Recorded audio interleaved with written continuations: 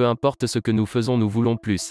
Quand j'étais petit garçon, j'ai appris de ma grand-mère qui m'a plutôt bien élevé. Que vous devriez être satisfait de tout ce que vous avez. Ma grand-mère était un ange mais elle avait tort. Nous ne devrions jamais être satisfaits de ce que nous avons, nous devrions être heureux de tout ce que nous avons mais ne jamais être satisfaits. Avant de commencer la vidéo, n'hésitez pas à vous abonner pour soutenir la chaîne.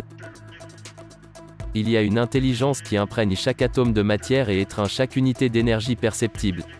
Cette intelligence infinie convertit les glands en chaînes, fait couler l'eau vers le bas dû à la loi de la gravité, fait enchaîner la nuit avec le jour, et l'hiver avec l'été. Cette intelligence peut, à travers les principes de cette philosophie, être amenée à changer les désirs en choses concrètes ou matérielles. Mais cela fonctionne-t-il vraiment dans le monde réel? Il n'y a qu'un seul moyen de le savoir.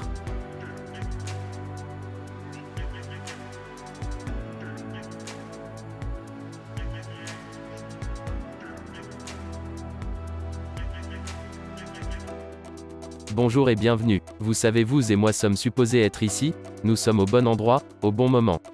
Il n'y a pas d'accident dans tout cet univers. Tout fonctionne de manière ordonnée. Vous êtes ici et j'imagine avec un désir intérieur de vouloir vraiment améliorer un ou peut-être tous les aspects de votre vie. Ce que vous allez entendre vous permettra de changer cela. Et tout est à propos de vous. Ce n'est pas à propos de moi. C'est à propos de vous. Je vais partager avec vous des informations qui remontent à 1908. Ces informations proviennent de Carnegie, l'homme le plus riche du monde à cette époque-là. Il a chargé un jeune journaliste de sortir et de trouver les lois qui régissent le succès. Il y avait des gens qui ont réussi, lui-même, Henry Ford, Thomas Edison, certaines des géants que nous considérons dans l'histoire comme des noms qui vivront pour toujours. Et il a dit qu'il était dommage que ces personnes emportent leur savoir dans leur tombe avec eux. Et il a dit, je pense que cela devrait être enregistré et ce jeune homme Napoléon Hill a relevé le défi de Carnegie. Et il y travailla jusqu'en 1928, année où il écrivit les lois du succès. Puis en 1937 un livre en est issu, l'un des plus grands livres de tous les temps. Réfléchissez et devenez riche. Et dans ce livre, il a souligné après toutes ces années de recherche qu'il y avait 30 causes principales d'échec.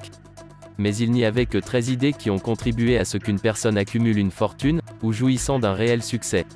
Une des choses que j'ai trouvé intéressante est qu'à la fin des 30 principales causes d'échec, il en met une 31e. Il a dit que s'il en manquait une, vous n'avez qu'à l'indiquer et j'imagine que quelqu'un aurait pu le faire. Je souhaite donc que vous soyez très attentifs. Ce n'est pas un film ordinaire que vous regardez, ce ne sont pas des idées ordinaires. Ces idées viennent de 57 ans d'études que j'ai réalisées, et des dizaines d'années par Napoléon Hill. C'est vraiment la somme de certains des plus grands esprits qui ont existé. Parce qu'il a fait des recherches avec ces gens pendant si longtemps. Continuez à sonder leur esprit, côtoyez leurs familles et amis proches et ceux qui les ont poussés à faire ce qu'ils faisaient. Les idées qui ont fait les frères Wright s'envoler, celles qui ont permis à Henry Ford de construire les voitures qu'il a construites. Ces idées sont des idées que vous-même pouvez avoir, et pouvez utiliser maintenant. Je sais qu'elles fonctionnent car je les ai utilisées presque pendant toute ma vie adulte. Dans la préface du livre Réfléchissez et devenez riche, Napoléon Hill dit qu'il y a un secret dans ce livre. Il a dit que si vous pouvez trouver le secret dans ce livre, vous pouvez avoir tout ce que vous voulez vraiment. Naturellement, je me suis demandé quel était le secret. Quand j'ai commencé à lire le livre et j'en parle dans presque tous mes séminaires et conventions. Les gens demandent, mais Bob, quel est le secret? Je leur dis, si je vous disais quel était le secret, vous n'irez pas le chercher. Et si vous ne le cherchez pas, vous ne trouverez pas ce dont vous avez besoin pour aller là où vous voulez aller. Je n'ai jamais dit à personne quelle était ma perception de ce secret. Mais Napoléon Hill a souligné que tous ceux qui l'ont trouvé et utilisé, ont gagné des millions de dollars. Ils ont construit de très grandes organisations et ils les nomment les uns après les autres. Des noms très impressionnants. Chacun d'entre eux a trouvé le secret. Vous allez trouver ce secret dans ces 13 principes. Croyez-moi, un jour j'ai pris un stylo et je me suis assis. Et j'ai écrit. Je vais construire une entreprise qui opère dans le monde entier. Je n'avais aucune idée de comment j'allais le faire, mais savez-vous ce que j'ai trouvé? Vous n'avez pas besoin de savoir comment vous allez faire. Vous devez juste savoir que vous allez le faire. Donc si vous avez envie de construire quelque chose et faire quelque chose d'extraordinaire pour vous, je peux vous promettre une chose. Si vous vous concentrez sur ce que je suggère, je vais vous montrer comment le faire. La magnifique vérité est que vous avez déjà tout ce dont vous avez besoin à l'intérieur. Vous n'avez qu'à l'obtenir. Vous n'êtes pas obligé de suivre le modèle que nous enseignent nos institutions d'éducation. Vous n'êtes pas obligé de lire tous les livres. Ce n'est pas nécessaire. Je pense que Madame Montessori l'a très bien exprimé. Elle a dit, nous avons tendance à envoyer un enfant à l'école. comme s'il s'agissait d'une tasse vide, et nous nous attendons à ce qu'il les remplisse. Elle a dit, la vérité est que la coupe est déjà pleine. L'école ne sert qu'à exprimer ce qui est déjà là. Vous et moi sommes la plus belle création de Dieu, il n'y a rien sur cette planète qui puisse nous égaler. Chose étrange, vous et moi sommes la seule créature de la planète totalement désorientée dans son environnement. Toutes ces autres petites créatures sont complètement à l'aise dans leur environnement. Ils se fondent dedans. Nous sommes totalement désorientés. Car nous avons vous et moi la capacité de créer notre propre environnement. Réfléchissez à ce que cela signifie.